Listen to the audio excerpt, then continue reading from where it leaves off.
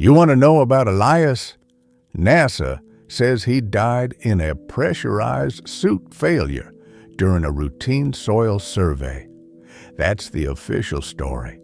That's the one we told his widow.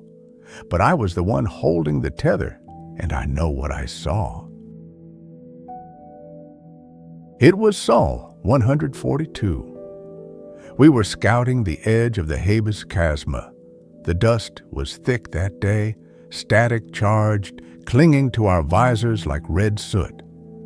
Elias was 20 meters out, tethered to the rover by a reinforced steel cable. He was supposed to be grabbing a core sample. I remember his voice coming over the comms.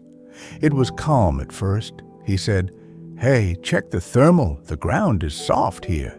It feels warm." I looked at my monitor. The ground under Elias was glowing white-hot on the sensors, but the ambient temperature was 60 below. I told him to get back. He didn't move. He just stood there, looking down into a small fissure in the rock. Then his voice changed. It got real quiet, real hollow.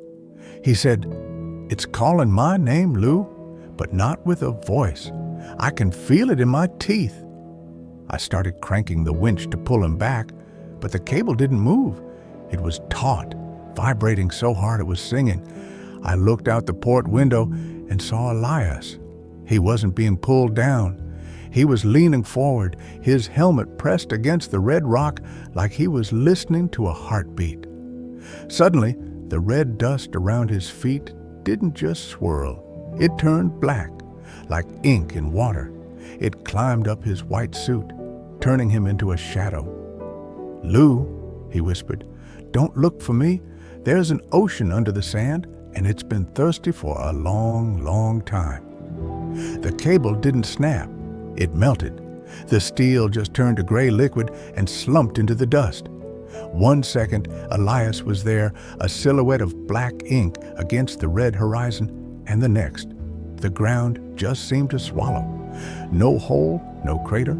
He just sank into the solid rock like he was falling into a pool of water. I spent 6 hours digging at that spot. I broke 2 shovels. The rock was solid, hard as diamond. There was no trace of him.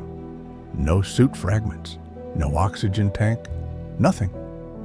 When the recovery team arrived, they found me sitting in the dust, staring at the ground. They told me I had oxygen deprivation hallucinations. But here's the thing they can't explain.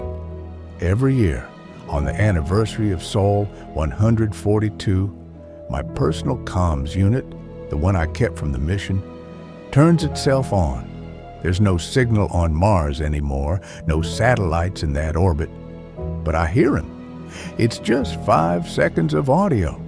It's the sound of Elias breathing and the sound of waves crashing on a shore. Mars isn't a desert, kid.